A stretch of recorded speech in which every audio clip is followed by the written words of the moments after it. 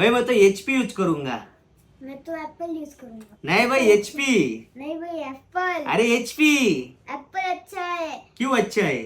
क्योंकि डेल का जमाना गया, एप्पल का जमाना आया है। एप्पल का जमाना है।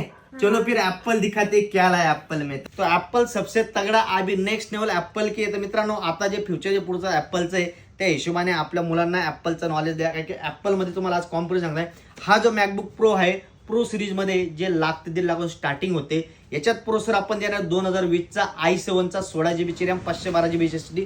मित्रांनो मॅकबुक जो असतो तो आता तुम्ही नवीन जरी M2 M4 वगैरे M4 चं जवळपास तुम्हाला 2023-24चं व्हेरियंट भेटून जाईल, M2 हा तुम्हाला 2022 वगैरेचा भेटेल। ऍपल असं लगेच असं इयर चेंज नाही करत, जसं मॅकबुक आहे 2020चं व्हर्जन आहे पण याची सेलिंग फार जुनी आहे। आता हा जो लॅपटॉप आहे 16GB RAM 512GB SSD touch bar मध्ये, आणि हा लॅपटॉप मित्रांनो ऍपल जवळ लॅपटॉप तयार करते मिनिमम 10-15 वर्षाच्या हिशोबाने नेक्स्ट प्लॅन करूनच ऍपल मॅन्युफॅक्चरिंग करतं, त्या हिशोबाने हा लॅपटॉप आहे। कंडिशन क्वालिटी तुम्ही बघू शकता। याचा नवीनचा रेट आहे फ्लिपकार्ट अमेझॉनचा 1.5 लाखाच्या घरात आपण देणार आहे फक्त 35,000 रुपयाला।